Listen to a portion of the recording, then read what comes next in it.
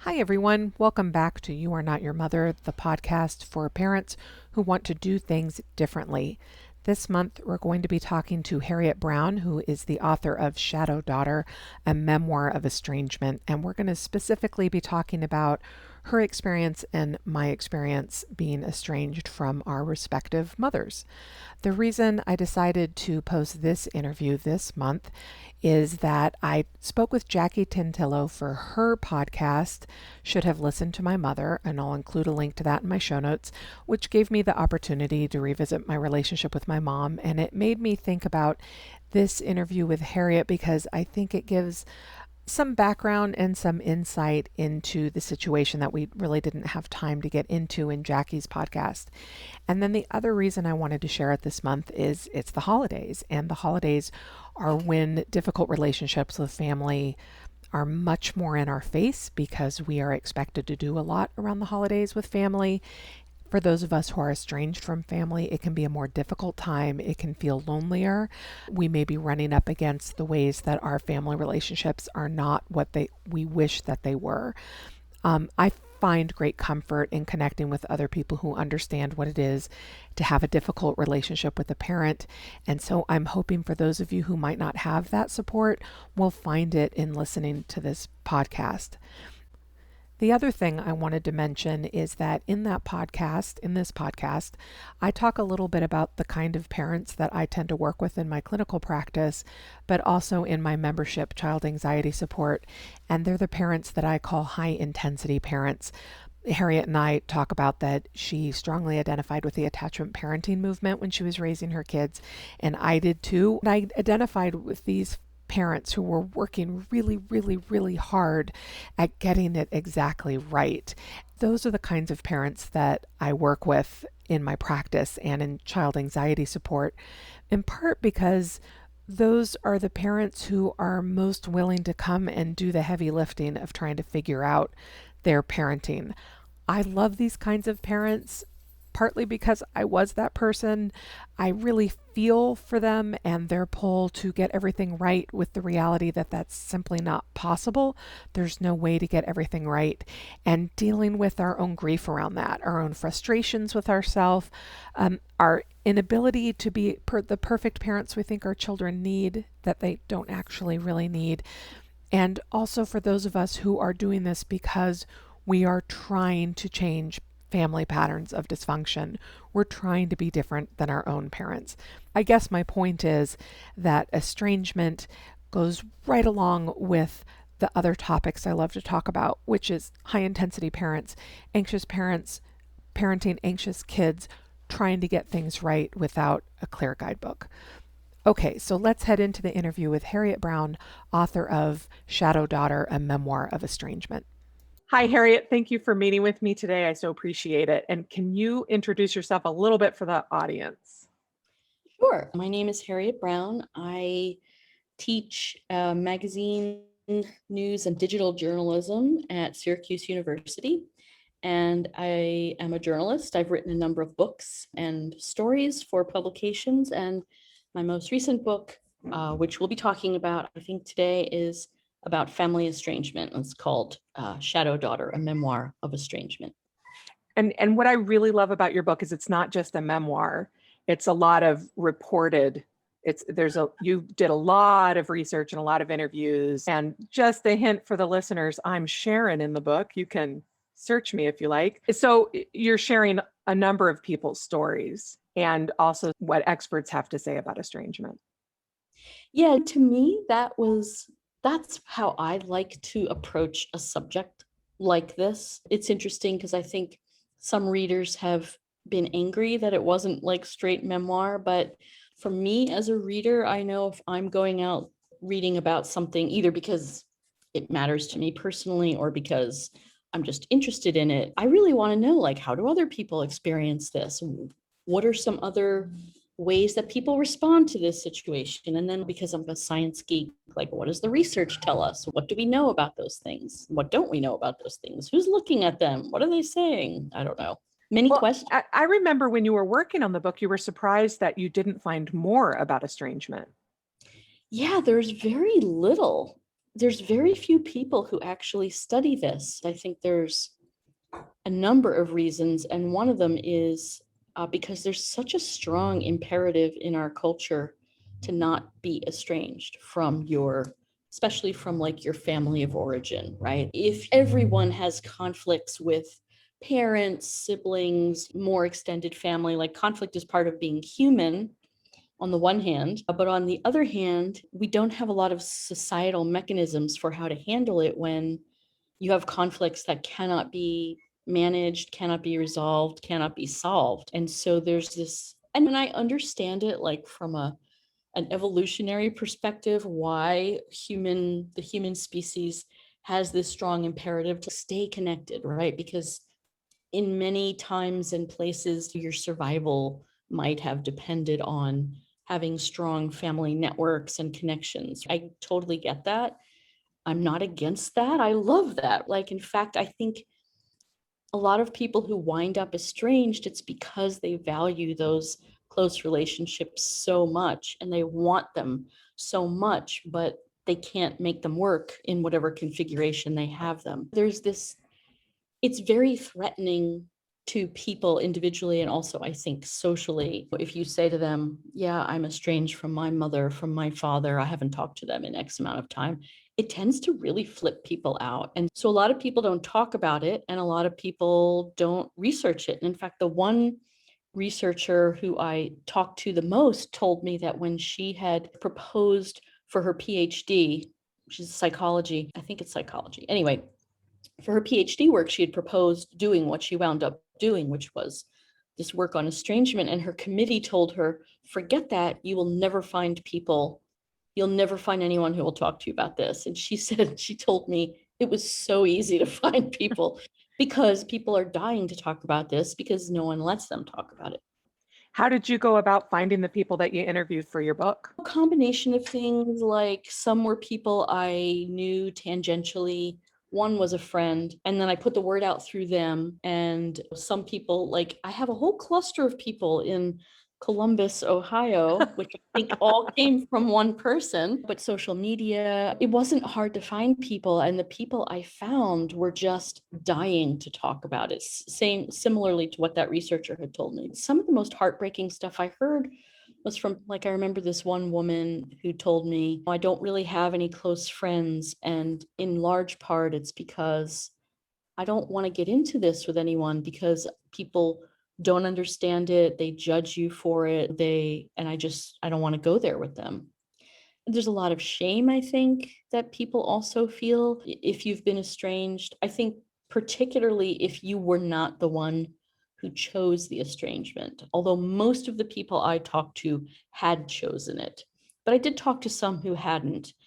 And I think that people on both sides of that you feel shame because you feel like, God, what's wrong with me? Why everyone fights with their parents, but I'm the only one I know who wound up not in any kind of relationship with them. It must be me because, and also because of the nature of those relationships. We can get into this, and I'm sure we will, like, why do people tend to get estranged? And often those relationships are experienced as abusive in some way, right? And then you get into this whole gaslighting situation where I feel this is an abusive relationship and I have certain reactions to it, but I'm being told all the time, it's not abusive. What's wrong with you? Just buck up, just let it go, just whatever. So it's, there's a lot of complicated negative feelings around it. So people don't talk about it. And now I've been so long-winded, I forget what you actually asked me in the first place. We're just riffing on estrangement. That's our thing. I think of myself as I chose estrangement, but at the time, my therapist who I was seeing at the time said, you didn't choose it. You set a boundary and your mother chose to violate it. So she actually chose the estrangement. And that really did, that kind of blew my mind. That was one of those times that I left therapy and immediately had to call my best friend and process that because it's true. I don't think that when we choose to walk away from a relationship that is harmful to us, that doesn't mean we are the one who chose the disruption. We just chose to hold the boundary. And the thing my therapist said was, your mother would rather be mean to you than continue to have a relationship with you. That is a great, like, I wish I had heard that from you like 10 years ago or from someone, because I'm sure my therapist at the time said it to me in other ways, but there's so much guilt over it too, especially because I think this was your experience, but you'll tell me. Very often the people who are on let's say I estranged myself from my mother. So my mother, the people in that situation, there's no good like verb or noun to use about them. These strange, I don't know. Anyway, there was so much guilt from her, from my sister, from other family members. Oh, you don't know what this is doing to your mother. This is killing your mother. She just cries all the time. Like, I remember after my mother died, my father didn't know if he wanted to have a relationship with me after she died, but eventually we did have a relationship.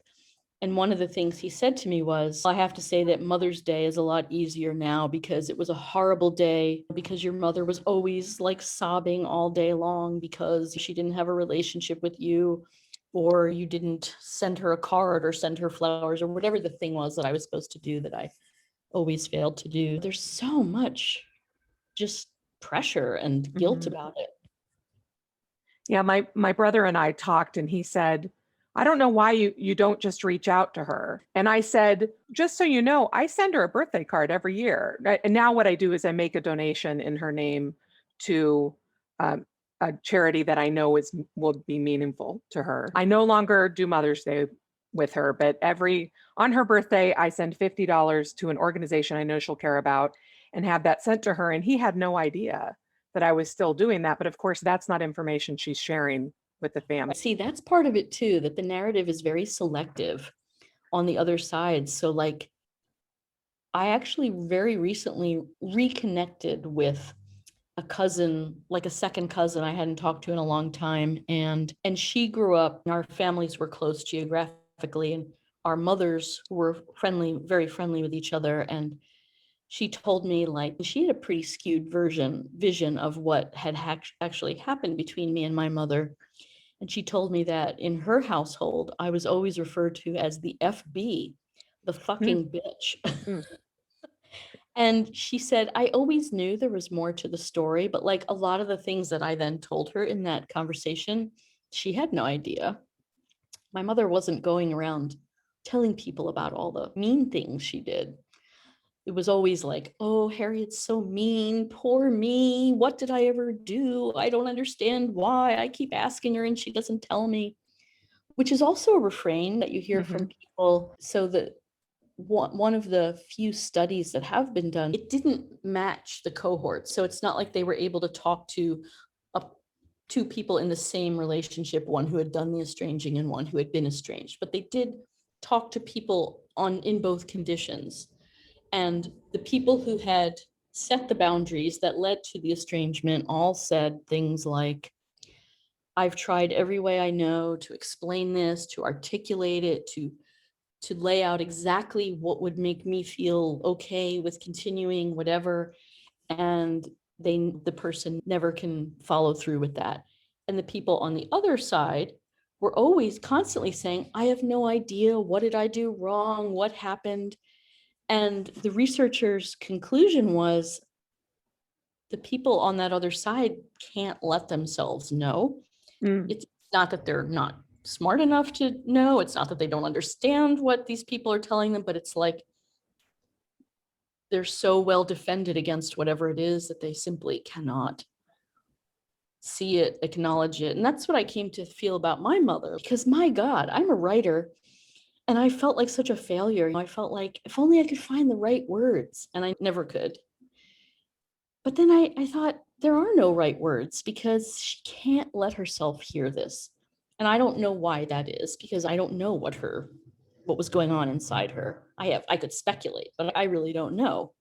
So for whatever reason, it was easier for her to hold on to this narrative that said, my daughter's abandoning me, woe is me. And that was more important to her than actually trying to heal the relationship. I think you hit on that happens so much. I know in my therapy office, people are really hanging on to this idea. If I could explain it right, Yeah. then things could be different. It's on me to communicate it in such a way. And they'll often bring into me, this is the letter that I'm going to write my mother. Or they'll show Mm. me the Facebook messages and Uh-huh. and can you tell me, will she get it? And I always say, you say what you need to say and give up on the idea of her understanding it. Because either she's going to understand it and it's great and you're going to heal and it's going to be wonderful, or she's not.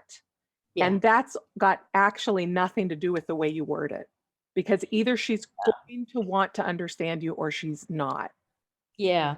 No, and I think that's partly because we want to feel like we have some measure of control over it, right? If only I found the right words, then all of this trauma could move toward we could start to heal it. But no, it's like everything else in life. You have to let go of the outcome because you don't have any control over it. And you certainly have no control over how another person responds to you. I came to feel that my mother had gone through some traumas and some difficult things that I didn't know about and that shaped her, and that she wasn't able or willing to look at for herself. And that's her choice. But then that led to her behaving in certain ways that then led to me saying, I can't. Like everyone I talked to about this, a lot of people, more than 50 people, almost everyone said like it was years of being like, I would get sick every time I had any kind of interaction with my mother, like physically sick, emotionally sick,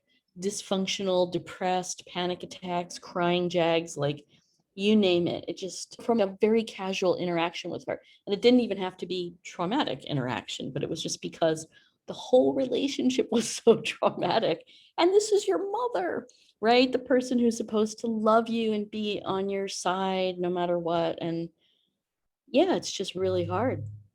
What are commonalities? Because you and I both have siblings who were not estranged from our mothers. So, what commonalities do you see in those of us who end up becoming estranged? That is a good question. I think that it has to do with probably constitutional inability to gloss things over, for one thing, like a sort of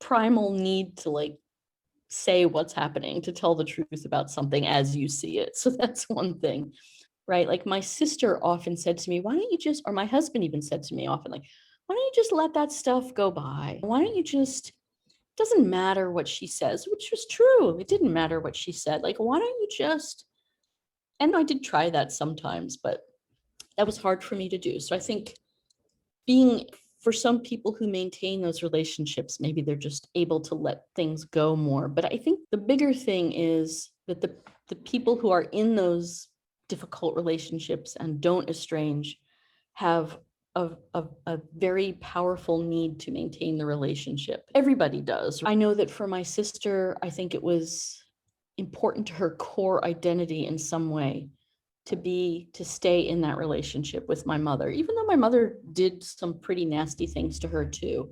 So that's a piece of it. But then I also think, and I'm sure you've experienced this as a therapist, like parents have different relationships with kids. So I think my mother was actually much nicer to my sister than she was to me for whatever reason. So I think, I don't know if there's like personality traits that make people more likely to estrange, but I do think there are situational traits that, or situations that, like, I was a much more independent person than my sister. And that was both what helped save me, but it's also what caused the estrangement, because at a certain point I just said, no, I can't have this in my life and I don't need this in my life. Of course I need it, but I will be okay without this relationship if that's what it takes. And I don't think my sister could ever make that choice. So yeah, it's so complicated. That is yet another place where it would be great if there was more research. Yes, there would. Because I always think one of the reasons I was able to leave, ironically, is that I was the golden child. I was better treated by my mother. Hmm, And I think, again, ironically, she raised me well enough to leave her. interesting. So, and I had a very emotionally abusive boyfriend in my teens, and she would often say, somebody being an abuse survivor is not an excuse for them to treat you poorly, which is a message I then took into my relationship with her. But I Mhm, know it's also more common for the person who's the identified scapegoat to mhm, leave mhm. because they're not getting much out of the relationship anyway. Why would they stick around? That's Right. really interesting. I wonder how common it is for that golden child to be the one to leave, because my impression, unscientifically, is that it's more often the scapegoat. And that was the role I played in my family, the scapegoat for sure. Yes, and I think that my sister, as the golden child, yeah, she didn't have as many reasons to go. She was getting some of what she needed from the relationship. And also, we hang in there. Oh gosh, I'm going to forget it. So, what's the deal with the monkeys? Will keep hitting the button if the food only comes sometimes. Intermittent conditioning. Thank you. Yes. That is another thing that keeps us hanging in there is our mothers are not continuously terrible. My mother, it's weird. Like I spent a lot of time trying to remember more positive things. And Mhm. I definitely remembered a few things from like before I was 5, let's say. I really don't remember anything after that. And I don't know if that's me blocking out the more positive things or if there really weren't that many. I don't know. Well, do you think it my take is it doesn't matter. That's my bias. Do you think it matters whether or not you're a reliable narrator? Like that you're able to talk about the facts of the relationship versus your experience of the relationship? Well, no, because there is no there's Mhm. no objective. Everyone who's going to have their own take on it and their own experience of it. Yes, that's a good point. Like when we talk about relationships, we're not like reporting government actions where there's this is a fact, this happened, this didn't happen. Things happen, but we all see them so differently. So I guess it doesn't really matter, no. And because a relationship is about your connection with another person, and if it's messed up, it in a way maybe it doesn't matter why, except that if you then want to address like how can we make this relationship better. At the in your disclaimer at the front of the book, you say, "I kept really detailed diaries because you're," and then also acknowledged, but that doesn't mean that other people wouldn't have a different understanding of these experiences. And part of that is just what you do when you're writing a nonfiction book. But part of it, I thought, is the anticipation that people tend not to believe our reports or you must have misunderstood. She uh, probably didn't mean it like that. And those are the things we tell ourselves for yes. a long time too. Yeah. And again, in my therapy office, people, they so badly need to be validated. This experience that I'm having, please validate it for me because I keep thinking I must be wrong. I keep being told that I am wrong. So, what are your thoughts about the need for validation that people have when they're considering estrangement? I think on some level you want to be wrong. I think you want to be wrong because you want to think, even though it would be very hard and painful, you want to think that if I could do something different, that would change things. Because if the alternative is to look squarely in the face at the fact that this person who you love and who loves you, presumably, is treating you like shit. And that's really hard. Like, that for me was the hardest thing. Like, you can I felt like I could forgive. Everyone gets angry sometimes. Everyone says a few things they maybe don't mean, but like to be consistently treated in a way that reveals that person who's supposed to love you, whatever, looks down on you, dislikes you, doesn't like who you are as a person. That's so painful that I think we will contort ourselves in any way to avoid having to confront that. But the thing is, once you see that, I think especially when it's a parent, then it's for me, that was like, that was the end.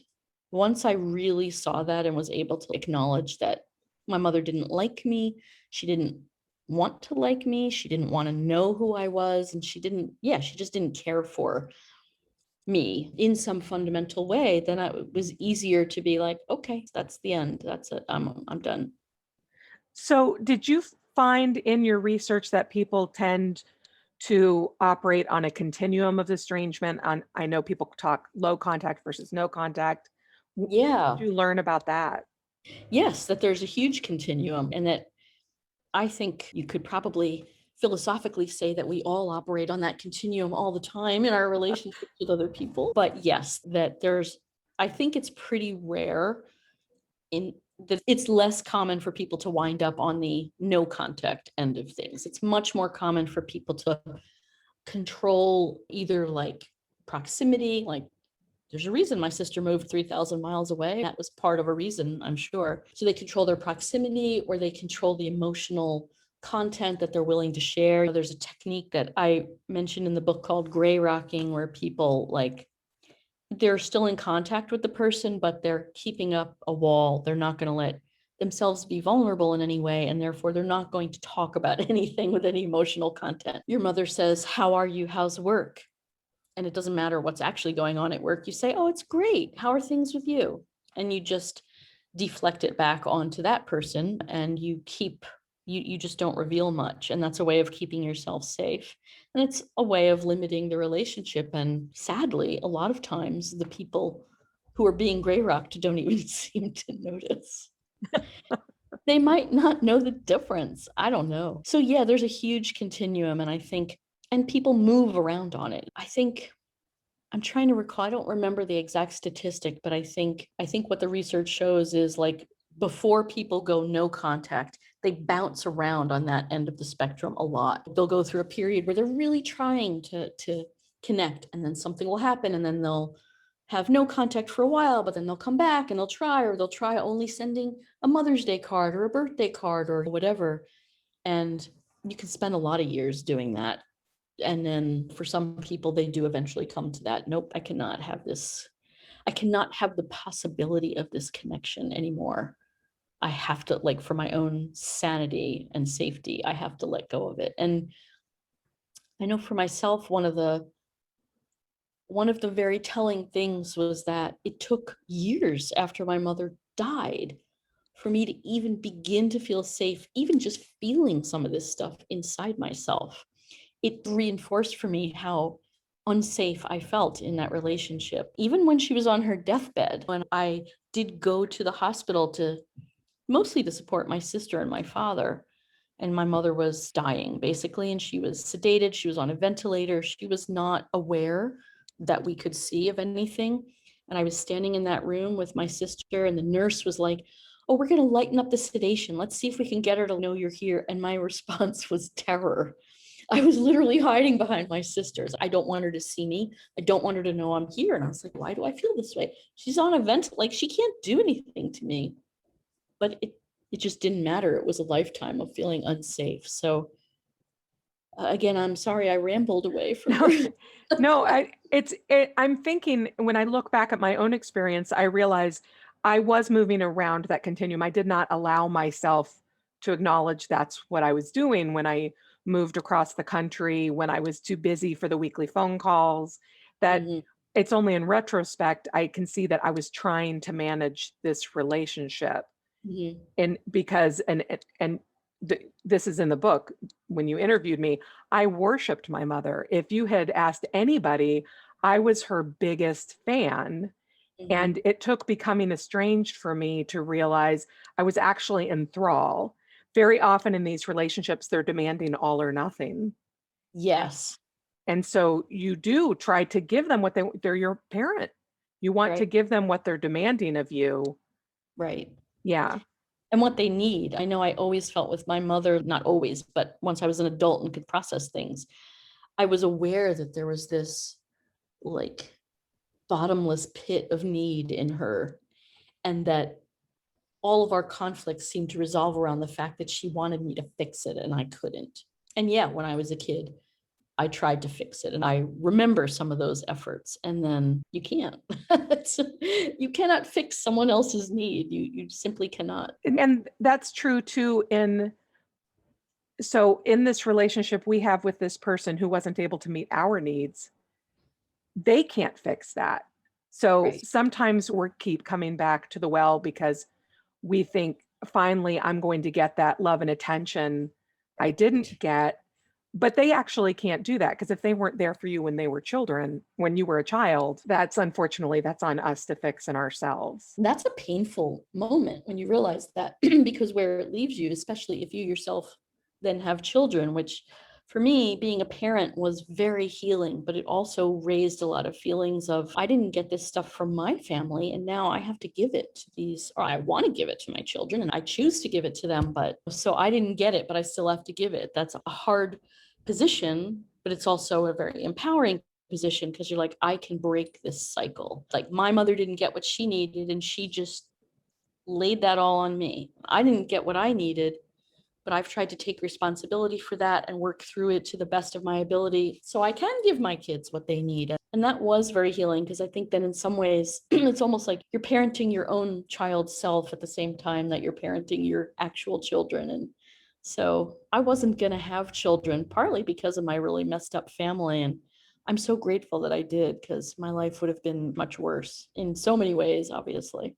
So, what are the resources you drew on to be a different kind of parent? 10 years of really good therapy. It changed my life. And I'd had a lot of therapy before that, but I finally had, I guess I didn't find this therapist till after I'd had my children. But anyway, that helped me. But I think I was really determined to do things differently. I was really determined. I knew I would make mistakes as a parent and mess things up, but I was really determined to not make the same mistakes my mother did. And when I was parenting my daughters, they were both born in the 90s. I was like very gung ho on like attachment, what's called attachment parenting, because I never got any of that as a kid. And I'm not sorry. I think that was a really good strategy. Like, I'm just going to do this differently. And it helped that I had a really supportive partner and yeah, and a therapist at some point, and good friends. But you just have to, yeah, I don't know. This is maybe more of a question for you as someone who does therapy. Like, what has to happen for someone who doesn't get what they need in childhood to then be able to turn around and give that? I think that's the $1,000,000 question. But I do think my theory is many of us who ended up in the attachment parenting community, and now it's like mindful parenting, gentle parenting, but I call it high intensity motherhood. Mm-hmm. We are doing it from a place of trauma, recognized or unrecognized. Mm-hmm. And so my clients tend to be high intensity parents. They are very hard on themselves. They do a lot of research and reading, and they're really struggling and succeeding in not being their parents. I think it often comes at a cost of their own well-being Mm-hmm. because, as I tell clients, letting your child fuss while you take a quick shower is not the same as abandoning them alone in the woods. Like ding ding for me. But it's really triggering, and it's hard not to separate ourselves from our children and recognize they don't have our mothers. They're not experiencing life in the same way that we did. And so they can handle some things that for us might have been a lot to handle. Oh, that is so true. I remember after my older daughter was born, again, that was a period of time when I was trying very hard to reconnect with my mother. I thought, oh, I've had this child. That's something we can both focus on. That's not our relationship. And maybe things actually will go better. And none of that was true. But I do remember asking her, like, because my older daughter was a terrible sleeper. Oh my God. Didn't sleep through the night till she was like 4. And I remember asking my mother, what was I like as a child? Did I sleep? And she said, I don't know. I put you in the room at 7 o'clock in the crib, and then I got you out at 7 the next morning. I don't know what you did in there. I Oh, was like, wow. oh, that explains a lot. That explains a lot of my feelings, a lot of my difficulties. That was very illuminating. So yes, so I would, I know that I probably went too far in that way when I was parenting my young children. I didn't want them to have to ever feel what I had felt. And that's that place of trauma that you're talking about. And it's so vivid, isn't it? And I know so many of us who are estranged are afraid that our children will then be estranged from us. And I think that you have a quote in your book where somebody's mother, maybe it was your mother, I can't remember now, said, "This is going to happen to you. Oh You will yeah, be punished the way you're punished." Yeah. So how did you deal with that fear? Or was it a fear for you? it's been a momentary fear at times. I've certainly had conflicts with my children, but not really a fear because I do think that they both knew that whatever our conflicts and however much they might be rolling their eyes or whatever, like I hoped that they had a fundamental understanding that I loved them and I was there for them, even if I did the wrong thing, which I didn't have with my mother. That was really the bottom line. Like, my mother said, I love you all the time, but her behavior didn't match up with what she said. And so I never felt loved by her. And so at a certain point, I knew that my children felt loved by me, along with whatever else they were feeling, annoyed, impatient, whatever. But yeah, my mother like cursed me basically. And so sometimes I still joke like with people when, my mother's looking down and saying, haha, I still feel that way about her. I don't even believe in an afterlife or anything, but if I did, that's what I would be thinking was happening. You hit on it. So we were talking about how my therapist said it's actually they who choose the estrangement by not hearing our boundaries. Mhm. And that is the difference, is we do hear our children's boundaries. And my adult son, got really angry with us right before lockdown and wrote us an angry text that I can't remember what it said, but it really scared me. Like, I immediately went, he's never going to speak to me again. This is the beginning of the end. Estrangement runs in families. And then came to my senses and realized he's taking a break. And I'm hearing him, because my response to the text was, I am so sorry. I'm glad you told me. I will not do this thing again. It wasn't, how dare you? I'm your mother. Of course I know what you need. Exactly. And does estrangement run in families? It certainly runs in my family. It does. I think it does. And why that is, we could sure use some more research on that. Is it that you learn that's so there are websites and there are like psychologists who have written books, like Joshua Colman pops to mind, who very often speaks to and from the perspective of those parents who might be on the receiving end of those boundaries that they can't handle. And a lot of people on those websites and in those contexts will say things like, you're just teaching a kid that it's okay to walk away from a relationship at the first sign of trouble. They say it's a learned behavior. That's one way to look at it. I don't know, but like another potential explanation, of course, is that patterns of abusiveness run in families, and that therefore those same reactions to those patterns of abusiveness might happen, but we don't really know.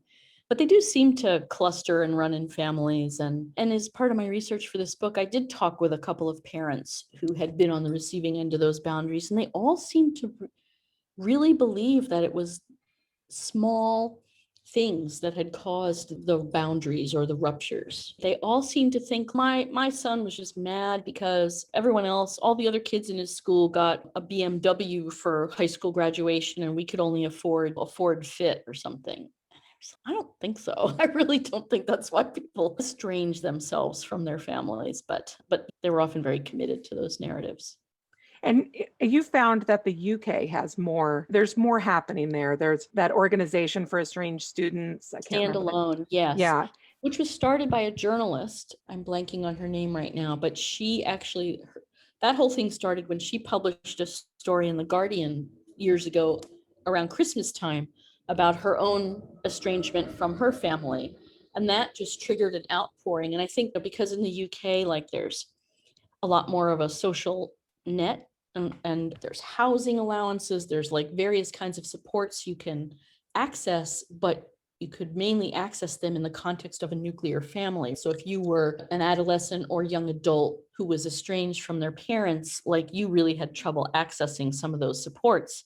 So she started this charity, Standalone, which both for emotional support, but also to help people in that situation, like figure out how to access, and also to lobby the government to say, hey, not all families are intact in some way, and you have to acknowledge that some people need these things, but they're not in connection with their family of origin or whatever. So I think it's been very big there. And I think that they've also been able to support some research, at least anecdotal research, at least qualitative research into estrangement. So that's all good. That all helps us understand this better. Estrangement is more common than we realize then, isn't it?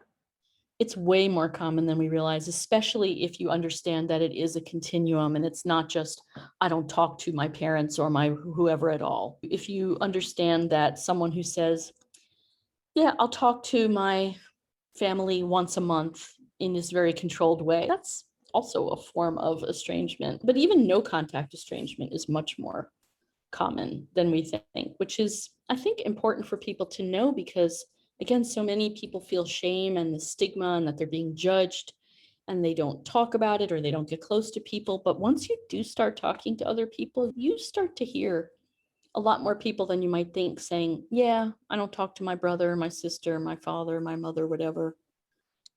Yeah, So, it's definitely since I have been out about being estranged from my mom, a lot of people describe to me that they're somewhere on that continuum as well. It's mhm. not something they advertise. It's not something you just volunteer. I just volunteer it because I think it's important that we be open about it. I try very hard to acknowledge that my mother too, she would have a different version of our relationship, as well as my siblings and other extended family. And which leads me to forgiveness, that some people, many therapeutic professionals, Mm. think that you need to have a formal forgiveness. And I disagree with that. I think that one, you can forgive and still not have a relationship. And two, that forgiveness is not necessarily something you have to do in order to heal. And I wonder what your thoughts are about that. Yeah, I have long thought about forgiveness in the context of this relationship. And I'm still trying to understand what forgiveness is. And there's different definitions of it. And I think that for a long time, I was dead set against it because I believed that because people tell you this, forgive and forget, they say. But those are two very different things. I think, again, I don't fully know what forgiveness means. Whatever it means, it doesn't necessarily mean you have to A, pretend that none of this happened, or B, that you have to put yourself back in harm's way. So it was empowering for me and somewhat liberating to feel like I could go through a process, some kind of process of forgiveness, but it could be totally internal to me. Mhm. It didn't have to drive what I did or how I interacted with my family. So, yeah, what is forgiveness exactly? Like, I could ask you as a therapeutic provider, what does it mean to you? Because, and people will, and there's a lot of research on forgiveness, a lot of which I read. There's a lot of research on that. And a lot of it talks about forgiveness is something you do for yourself, that it's a way of working through negative feelings, experiences, whatever, but there is this cultural expectation that then is going to lead to you behaving in a different way, going back into a relationship or being vulnerable in it again or whatever. And that's always that's where I couldn't really go there. Yeah, even Toxic Parents, which is like one of the great big books. The last chapter is all about forgiveness. It's all about Right. healing the relationship. You can't heal these relationships. If you could have, you would have, like 10 years way earlier. And that's what I think a lot of people do. They have conflicts, they heal them. I can think offhand of a number of friends with adult kids who, yeah, they went through a rough period, but they listened to each other and they came to some other way of relating, and now they have a relationship. But at a certain point, you can't do that by yourself. I remember so many times my mother saying to me, let's just start over. That was her answer to everything. Let's start over. I was like, we can't start over. We actually tried. I tried to go along with that sometimes. And I remember saying to her, like, we're going to have to slowly build trust. This is a process. It's not something that we don't just throw everything that happened before away and start. Like, we have to, and I think maybe we could rebuild it, but she could never do that. She wanted to go from 0 to 120. She wanted to just forget about everything that happened and, oh, let's just start over. And then, of course, she would do all the same things. I don't know. Where does that leave you? That's very painful. What do you think forgiveness means? I'm curious. I think it means different things for different people, but for me, in the context of this relationship with my mother, uh, she had a terrible growing up. I understand why she thinks mine was great because it was 1,000 times better than Mhm. hers. And one of the things I think about a lot is it was the 70s and corporal punishment was a thing. And she spanked us with a wooden spoon. She'd slap us, pinch us. So I think it went beyond that. But to her, it didn't. Like she Mhm. controlled herself because her father would punch the kid's closed fist. Yeah. Right. So when I would say to my friends, I need to get home early or my mom's going to hit me, she would say, you can't tell them I hit you. I have never hit you. She would believe that. But my experience of it was I was terrified of her. And actually I think, oh, what's that book? It's shoot. Olive Kittredge. My mother is Olive Kittredge. Oh, uh-huh. That movie is so my mother. And the two big arguments she has with her son, that's exactly where I would be. And at one point she slaps his son across the face. And then later on, when he says something about you hurt me when I was a kid, she said, I would never hurt a child. So I forgive that I truly believe she did the best she could. I forgive her for not being able to do better. But like you said, that does not mean I have to put myself in harm's way. I love her even though I don't think she loves me. And that belongs to me. Like when I realized that my relationship with my mother belonged to me and not to her, then I allow myself to enjoy the things I enjoy about her, to take the legacies that are meaningful to me, and the rest I release. It doesn't have to be all or nothing. So I can love that she did better than her parents. I'm really proud of her. I also can say, but what you did give me was not enough and I deserved more. It's a tricky balancing place. It is. And yeah, I didn't get to that point with my mother. I think I did get to the point of like understanding. Actually, the angriest my mother ever got at me in our entire relationship was when I one day, trying to be empathetic, said to her just something pretty, I thought it was pretty generic. I know that like your childhood had some tough times. Because it did. She grew up poor, youngest of three kids, single mother, her parents divorced in the 30s, which wasn't done. They scraped by, had lots of traumatic experiences. And I think there were some other things that happened in there too. But wow, did she go ballistic? How dare you say that? How dare you? We were poor, but we had love. My mother was great. Whoa, okay. You're very well defended around this. I hear you. You cannot even go there. So I could in myself then say, some kind of trauma has happened there, and I feel compassion for her. And similar to what you said, my childhood looked 1,000 times better than hers. I had two parents. We had enough to eat. We weren't, we weren't rich, but we weren't poor. We weren't like in danger of being thrown out on the street. They fed us, they clothed us, they got us all the trappings of a certain middle class life. And I am grateful for those things, but that's not enough, as you say. And that's a birthright. It's the birthright of a child to be. I think School of Life has a book called How to Overcome Your Childhood, and it has a really good discussion of what is a privileged childhood. And it is being able to take for granted that you are loved and cared for. And that's not actually a privilege that many of us have. It was conditional, or it wasn't enough, or yeah. And I will add that if my mother ever listened to this podcast, which she won't, I know, because I'm pretty sure she's not stalking me privately. Siblings might be, but she would be furious that I have forgiven her. I know, because what has she done? Right. To merit forgiveness. How dare you, Dawn? Right. There's something you say at the end of your book when you're talking about your relationship with your father and your sister, and it's estrangement takes a life of its own. Can you explain what you meant by that, if you remember it?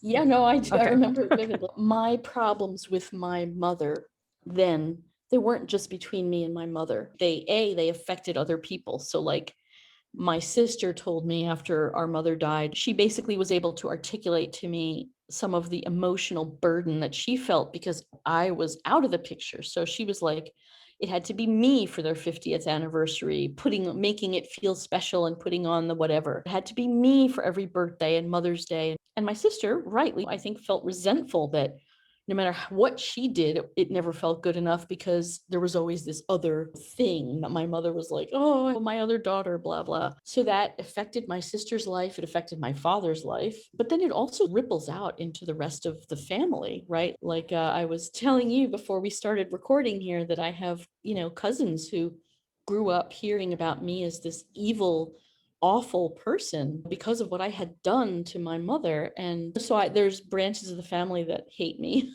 basically and don't speak to me. And that's sad for me. It's just hard. And families are like, I'm trying to think of some biological metaphor, but I can't. But I'm thinking about what happens when a space opens up in a circle and the circle closes down to get rid of that space. That's often what it feels like. And I think that, like, I was very close with my grandparents, my father's parents. They lived very near us. And I know that my grandmother knew of the conflicts in our house. And I know that she didn't think they were good and she tried to support me, but she also rightly wanted to maintain a relationship with her son and her daughter-in-law. So it shaped our relationship too. Like, I felt betrayed by her sometimes. Why can't you make this stop? Why can't I go live with you? Why can't whatever? So it's hard. And so I totally get that families don't want to deal with it. Like, they just want everyone to make up and be friendly, and then we don't have to deal with all of this. And they don't want to. And I guess I also get why people take sides so Mm. much. One of the things I respect about my sister is that whatever she thought at various points, she maintained a relationship with both me and our mother. She didn't pick one of us. But I think that the temptation to just pick a side is powerful. Oh yeah, I think you're absolutely right. How did you know things could be different? How did you know enough to say this is not how it ought to be? Wow, that is a good question. I don't think I have an answer to that. I think it might have been therapy helped me see that over time. And I was also aware that in my 20s, I had a really rough time. I had major anxiety disorder, panic disorder. Even as I was very high functioning, I was a mess inside, Mhm. and I was aware that wasn't like normal or typical or obviously desirable. So yeah, I don't know. Maybe on some level I still don't 100% believe. I think it's when you have your own kids, actually. I think that's part of it. And actually a lot of the people I talked to for the book told me stories that were basically like, I drew that boundary finally when that toxic person started doing it to my kids. Like, something that I might, maybe I think I deserve this, or maybe I'm not clear about whether it's okay. But when I see it happening to my kid, I'm 100% clear, and that's it. So I do think it's easier to see with other, in the context of other people, especially your children. I don't know. Do I you hear that in therapy? Yeah, and that was certainly my experience too. My son was definitely the golden child. He was the first grandkid, and I wish I had protected him better from that, but at the time I thought that did protect him. And then when my daughter came along, she started being a target. And so I what I realize now is I started pulling back to Mhm. protect my daughter, and that was a breaking point for me. And I see that in clients, but I also see when it hits them, I should have had something different. I love this child so much, I can't imagine doing this thing that was done to me. How could she have done this? Right, exactly. There's like this incredible realization. Like, after my mother died, I became aware of basically my parents had cut me out of their will. And that seemed reasonable to me, given the fact that I hadn't been in touch with my mother for a long time and whatever. It seemed reasonable at first. And then I was talking to another friend who also happens to be a therapist, as it is. And she said, could you imagine doing that to either of your children, no matter what kind of conflicts you had? And I was like, no. And then I thought, oh, I could never imagine doing that. Wow. Okay. Gives you perspective. It does. When my mother first cut me off, I was crying to my therapist and saying, "How could she do this to her grandchildren?" And she said, "Dawn, she's doing this to her daughter." And I was like, "Yeah, but I probably deserve it." That's it's interesting that you say that, though, because I think for a lot of the people I talk to, and for myself too, like, that's part of it, was like why I thought maybe having my own children would heal things with my mother, because I thought, okay, I didn't think this consciously, but there's something wrong with me. It's understandable that she treats me this way. I probably deserve it, but she wouldn't do that to her beloved granddaughters. And then when my mother turned around and did exactly the same things to them, it was like, oh, this is very different. This is not okay. Yeah, and for me, as I said, I had this veil of denial on. And so again, my therapist, I saw her when I was in my teens and then Mhm. in my 30s and then again when I was dealing with this. So she had my whole history. Great. And that made it a lot easier. And so I said, "When did she change?" And she said, "She's always been like this. You just didn't realize it." Yeah. You And it, couldn't realize mhm. it. You couldn't let yourself realize it at a certain point. And again, I wasn't the target. Mhm. My sister was much more the target. And I that is a struggle for me that I didn't protect my sister, even though I know intellectually I was a child. I couldn't protect my sister, and it was going to be somebody. My mother Yeah. was going to target somebody. It's how she functions. Is your sister in touch with your mother? She is now the golden child, a position I think she enjoys because, and Mm-hmm. who wouldn't? Because she never got what she Right. needed, and I'm the Right. scapegoat. Yeah. And I have she's also very angry with me because she has had to be the number one person for our Right. mother. And I've said to her, you don't have to be. You don't, Right. that's not a position you have to be in. I had the same conversations with my sister, whose response was always, but of course I do, because if I don't, all hell will break loose. Yeah. Yeah. And so I think it also speaks to that for you and I, estrangement was the answer for the way we needed to live our life. And Mm-hmm. I respect that that's not the choice for everyone. I'll say it's a struggle for me when I see clients grow in joy and competency and confidence when they limit contact with the parent and then think, oh, I can handle it because I'm so much stronger now and get Mm-hmm. sucked back in. Mm-hmm. And I can see their mental health drops. That Yes. yeah. Yeah. It's hard to be healthy in an unhealthy relationship. And as you say, and people go through that again and again, usually before they get to that realization, if they ever do, that like the only way for me to be healthy was, is to not have this relationship as a daily. Of course, you still have a relationship with the person in your head. Hmm. You always will, especially if it's a parent, right? Like you can't get them out of your head. But it's sad, but it's very necessary for some people to have to make that line. But yeah, it's really hard. So, what message do you have for people who are either contemplating some level of estrangement or are in those early stages when it's so painful and scary? The first thing I would say is one of the things that people used to say to me about my relationship with my mother was, "You're going to regret this. She's your only mother." Mhm. And honestly, the only regret I have is that I did not estrange earlier.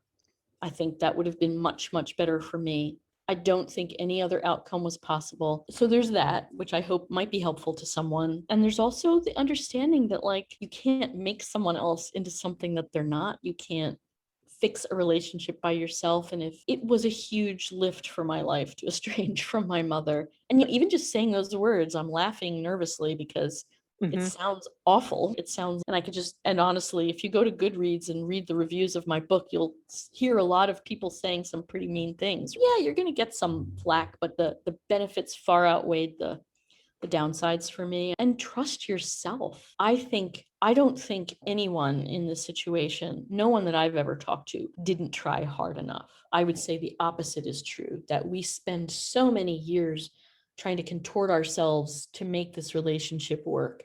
And by the time you might be starting to think, maybe I need to step away, like, trust that, because you've tried everything else and you can't fix it.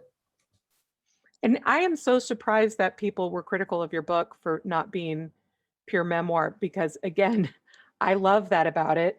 And I hope that people listening will go get it because not only is it so well researched, but of course you have all the notes in the back. So you Right. people can go and seek out those resources and Right. know that they're truly not alone. There was something very validating about talking to that one researcher for me and then reading her work and knowing, oh my God, yes, of course, I knew that all intellectually before, but it is really helpful to hear what other people say and to understand that there are patterns, that this isn't just, I think our tendency is often to think this is just something about me. There's something wrong with me, or there's something wrong with the way I am, or whatever. But there are clear patterns. So, like, for example, there are patterns about what kinds of relationships wind up in estrangement. And it's like alcoholism and substance abuse are big catalysts for that, but also where, like, the child, since we're talking about children and parents, experiences abuse of some kind.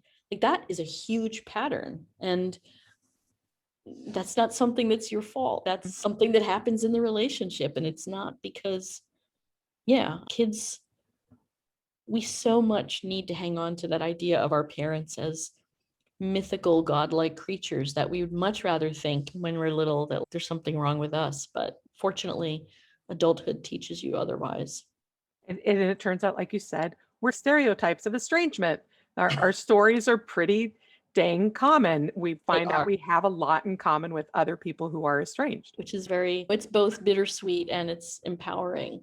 Mostly it's empowering. And that's the other thing I want to get to is could you very quickly tell people about your other books? Yeah, so a couple of my other books are I wrote a book, it was published in 2010 called Brave Girl Eating, and that also similarly was part memoir and part research. One of my daughters developed an eating disorder, and it was about our efforts to help her recover, but it was also about the state of research and treatment in the world of eating disorders. And then that sort of led me down a rabbit hole. And I wrote a book in 2015 called Body of Truth, which was looking more closely at the research on weight and health and deconstructing it and demythologizing it. And yeah. Yeah, Those- so because I want listeners to know that you have two other books that they probably want to read. And one of them is because it does talk a lot about your mothering relationship and about how relationships can be healing in that way. And then your second book, because many of us who have difficult mothers, it turns out, don't feel good about our bodies. And maybe there's a coincidence. I don't know. But I'm thinking some people who are listening might get a lot out of that book, which I have to keep buying new copies of because I keep loaning it to clients and then it goes away. But that's okay because people really need that book. Yeah, thank you. Thank you for that. Sure. No, thank you for being you, Harriet. And also, I think if people read your books, they could say, hey, this is a high quality person who has a difficult relationship with her mother. Could it be that I am also a high quality person, even though my mother doesn't like or love me very much? I hope that's true. I hope people do feel that kind of solidarity. And again, it's not to dump on the mothers. And this, like you said, your mother did the best she could with what she had and with where she came from. And that's what we all do on some level. Okay, there you have it. That's our interview with Harriet Brown, author of Shadow Daughter, a Memoir of Estrangement. And now I want to give a special message to those of you who may be struggling with estrangement or a relationship that's difficult and painful. Maybe you're trying to figure out how to set boundaries. And I wanted to speak specifically to you. And the first thing I wanted to say is if you're not in therapy, I encourage you to find a good therapist who understands conflicts in families and isn't going to move you directly to resolution with that family member, but instead is able to sit with you while you figure out what you want to do next. Because maybe resolution is going to be in your future, or maybe you've got a situation like mine where that other person is not willing to meet you halfway or meet you anyway, really. And I wanted to talk about how incredibly painful that is. And I want you to know that I see your pain and I acknowledge it and that I am thinking of you in it. I remember when I first became estranged from my mom, I really thought it was temporary, and I thought that I could change something about myself to make it different. Like I could make myself more tolerant or find a way to communicate better or set boundaries that she would honor. It took a lot of therapy to realize that that simply was not going to happen and that I had very little control. Well, I had no control over how the relationship was going to play out. I could only control the way I behaved in it. It took a long time to I guess give up on the idea that one day my mom and I would run into each other's arms and that was a big thing to give up because of course we all yearn to be loved and accepted and understood by the people who are meant to love us best, which are our parents. Some of our parents are simply not capable of doing that. That says everything about them and very little about us. There was a while where I was walking around really ashamed of being an unloved daughter. Like, what did it say about me that my own mother couldn't love me? It took a long time for me to realize it didn't actually say anything about me except that I am a survivor, and it said a lot about my mom's ability to love back. I can't fix my mom. It's not my job to fix her. She is allowed to choose not to have a relationship with me. She is allowed to choose how she wants to treat me. And I get to respond to that. I get to choose how I respond to it. And that's a powerful place to be, to recognize that I do have control over my own experiences, my own emotional responses, my own practical responses. When I realized that, when I was no longer being shaped by this idea that I had to change myself in some way to be acceptable to my mother, I realized I was free to define my life in so many wonderful ways. I didn't know that I spent 40 plus years of my life trying to earn her love and acceptance and respect. When I gave up on ever earning it, I was free to be the person that I needed and wanted to be. I was able to define myself and no longer expect my mother to define me. Even though it was really one of the most painful experiences that I have been through, resolving the reality of our estrangement, I can tell you from the other side that I am the happiest I've ever been. And while I would never wish estrangement on anyone or even regret that I didn't estrange from my mother sooner, because I feel like I had a lot of lessons to learn in that, I do regret how long I stayed unhappy and full of self loathing and hypercritical. I wish I had learned earlier that I was lovable, that I am a kind and compassionate person, and that my mother's struggles with me speak more about her struggles with herself than they do with my quality or my value as a human being. If you are stuck in that place, I hope you can get to the other side too. I have faith that you can. And again, I encourage you to seek out a good therapist who can get you there. I encourage you to go and get Harriet's book and read it so you know you are not alone. And of course, you are welcome to join my membership. It is Child Anxiety Support. There is a You Are Not Your Mother group inside the rest of the membership, and you are welcome to join that too. Right now, through January 1st, 2022, I am making the Get Yourself Grounded mini course free inside the course. So you can go to childanxietysupport.com. You can click join, and then you have a choice to either join the full membership, which is all the courses and classes and webinars and live events, but you can also join Get Yourself Grounded, and that's a free mini course. I think it takes 4 or 5 days, and it's really about bringing you back to yourself and bringing a measure of calm and presence into your holiday season, which is why it's free until January 1st. So I hope to see you there, and I appreciate you taking the time to listen to this podcast. If you feel so inclined and you know someone who might benefit from hearing it, I hope you'll share it with them too. Thanks a lot. Bye-bye.